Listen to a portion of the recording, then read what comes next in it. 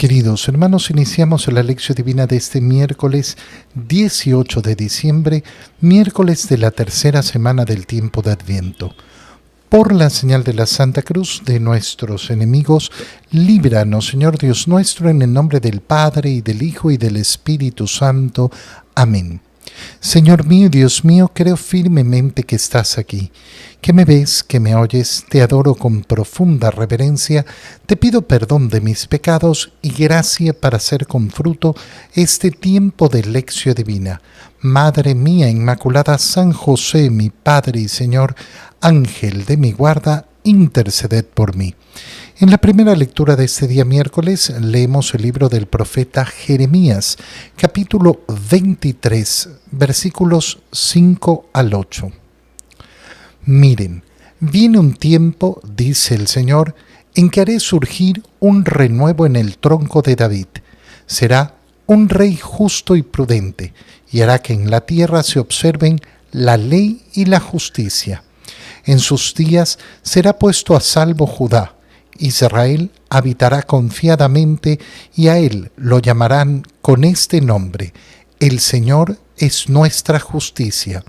Por eso miren que vienen tiempos, oráculo del Señor, en los que no se dirá: bendito sea el Señor que sacó a los israelitas de Egipto, sino que se dirá: bendito sea el Señor que sacó a los hijos de Israel del país del norte y de los demás países donde los había dispersado y los trajo para que habitaran de nuevo su propia tierra. Palabra de Dios.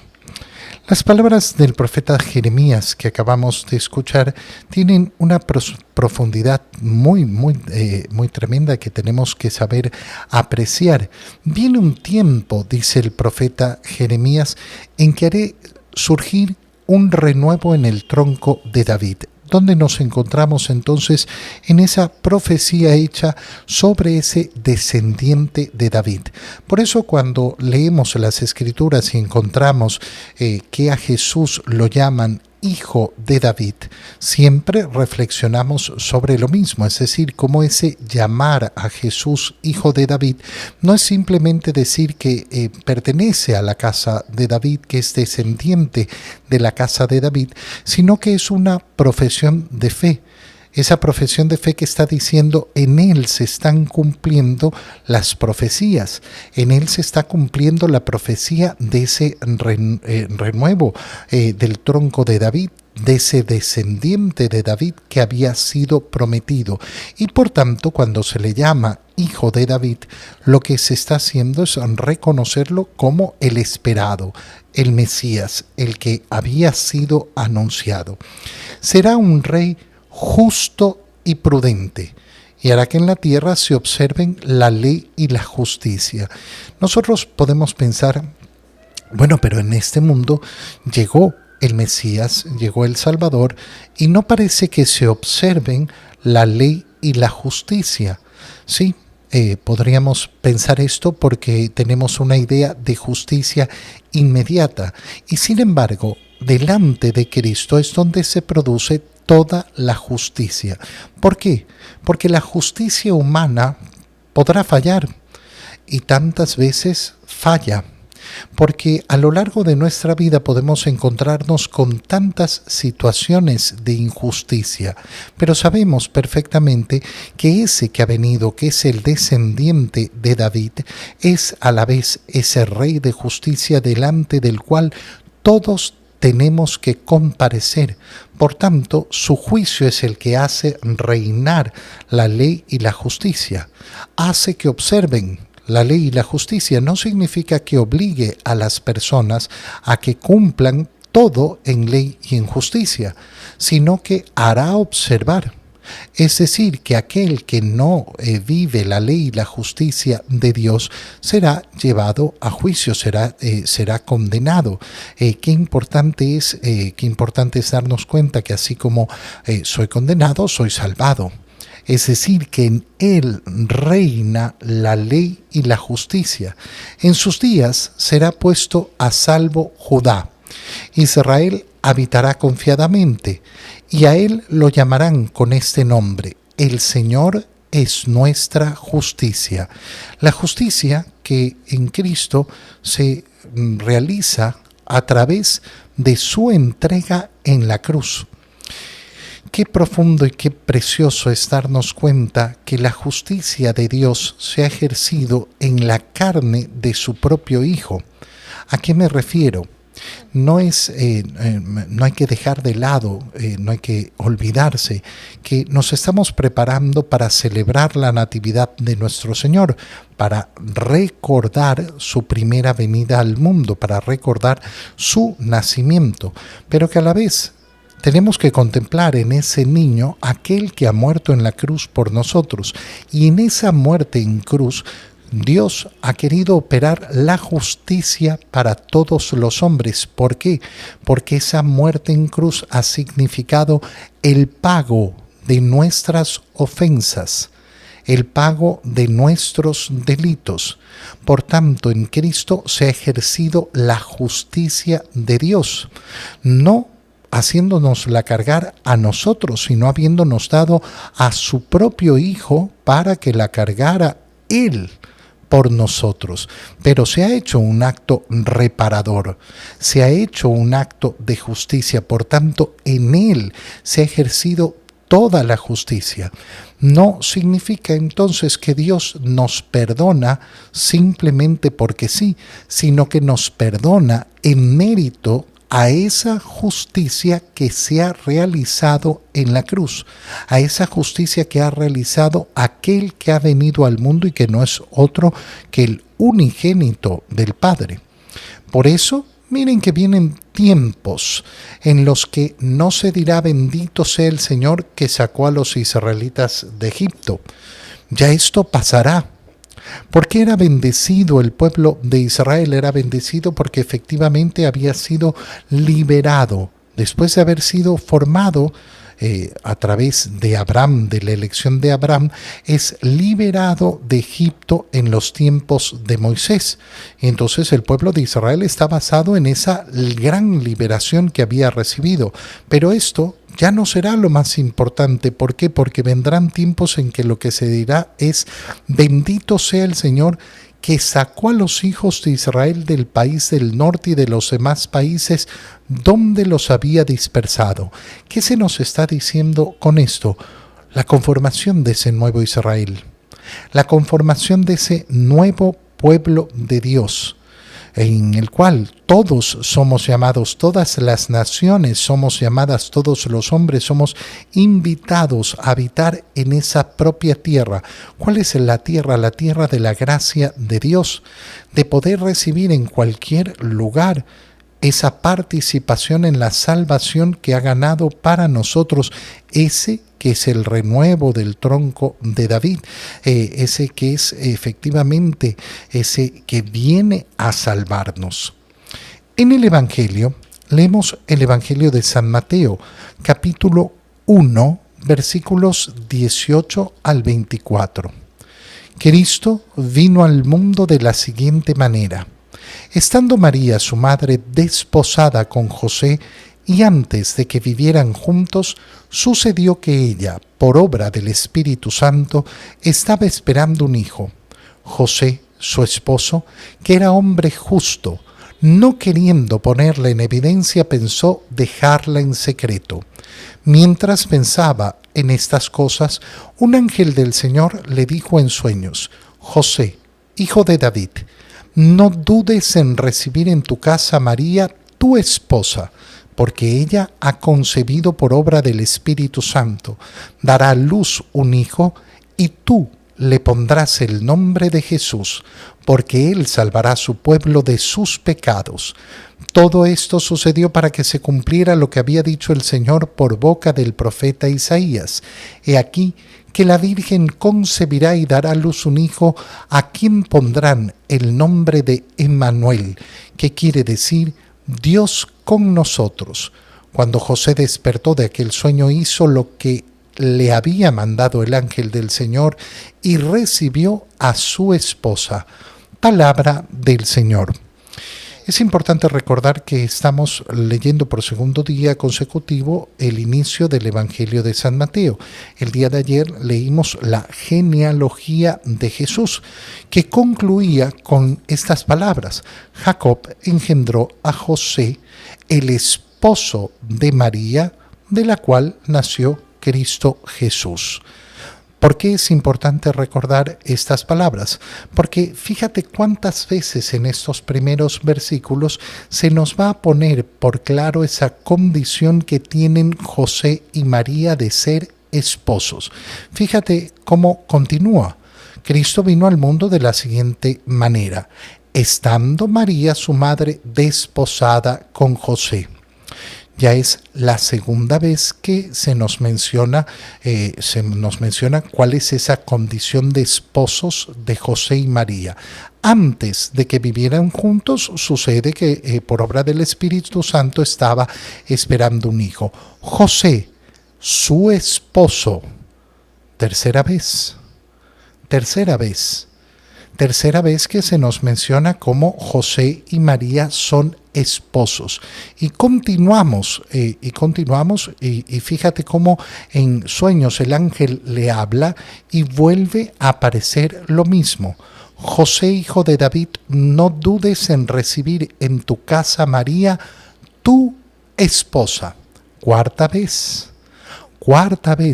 Y una vez que José se levanta, ¿qué es lo que nos dice? José se despertó de aquel sueño, hizo lo que le había mandado el ángel del Señor y recibió a su esposa. 5 veces. Y estamos en el versículo 24. Es decir, que en poquísimos versículos 5 veces se nos ha puesto con muchísima claridad, con total claridad, cuál es la condición de José y María. José y María son esposos. Qué tremendo es que tengamos en la mente que José y María no estaban casados cuando ella quedó encinta. Es verdaderamente dramático. Nosotros hace pocos meses instalamos lo que hemos denominado el Belén mágico, que es un pesebre gigantesco con un movimiento y con todo, y justamente a los artistas que colocaban este nacimiento, les dije, a ver, atentos, los desposorios de José y María tienen que ir en primer lugar, porque acostumbraban a ponerlos posterior a la Anunciación. Ah, no, pero ellos se casaron después de la Anunciación. Es muy fácil entenderlo. Primero, cuando uno lee las Escrituras, y en segundo lugar, cuando reflexiona. María no fue madre soltera.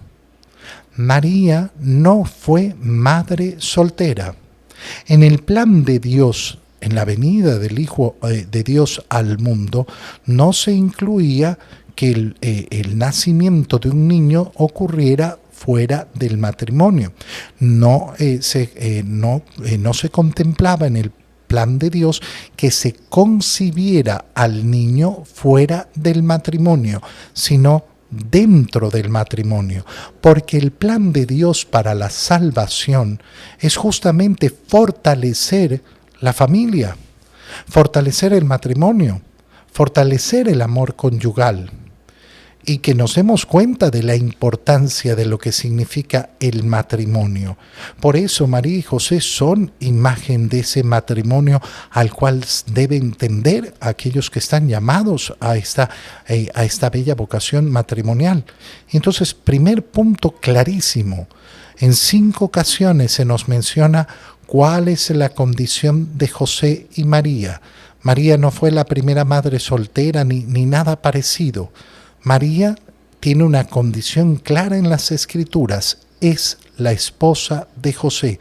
José tiene una condición clara en las Escrituras, es el esposo de María. A través de las Escrituras no conocemos a los novios José y María.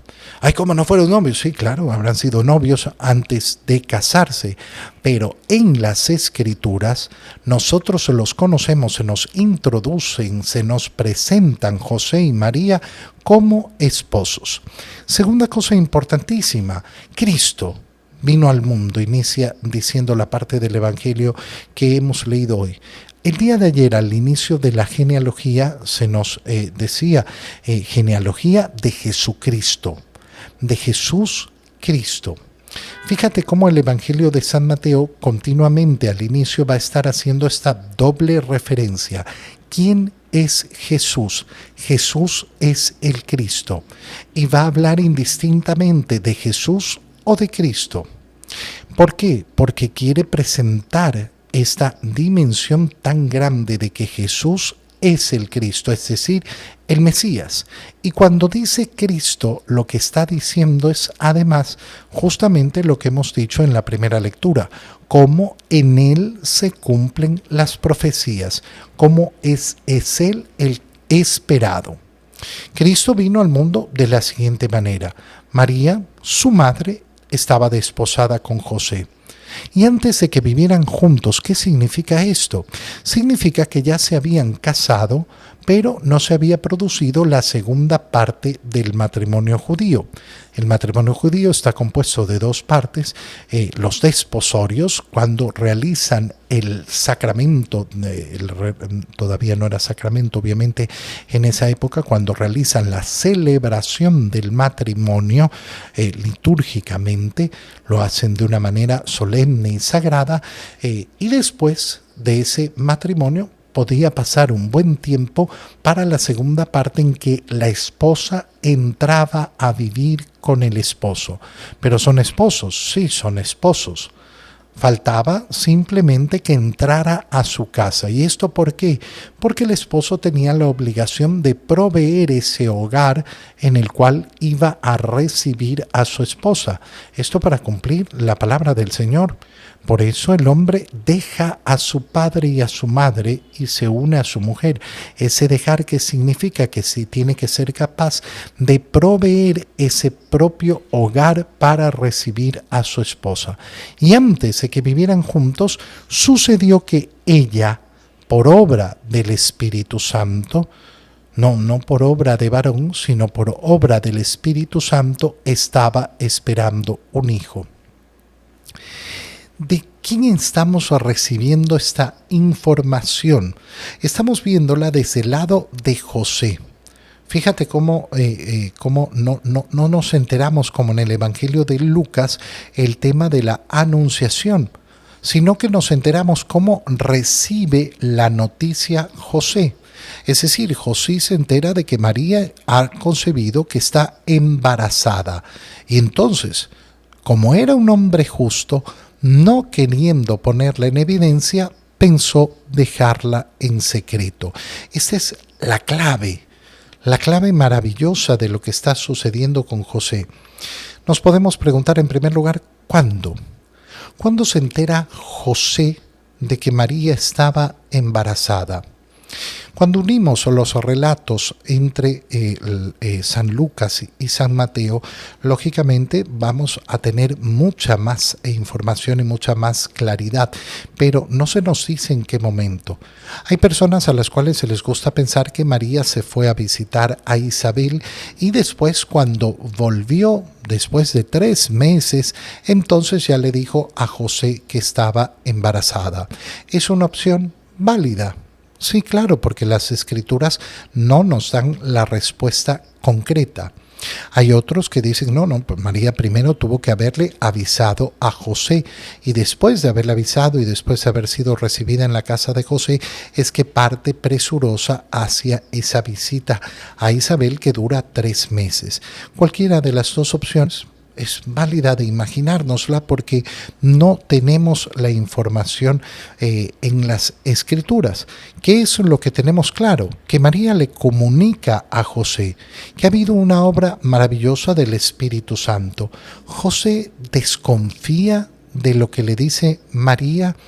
No, nos dice que Él es un hombre justo y que no quiere ponerla en evidencia. ¿Qué quiere decir ponerla en evidencia? Quiere decir que María estaba embarazada de alguien que no era Él. Obviamente decir que María estaba embarazada y que no era su hijo significaba una sola cosa, que María había cometido adulterio. Evidenciar entonces que era una mujer adúltera y exponerla. ¿Exponerla a qué? A que fuera apedreada.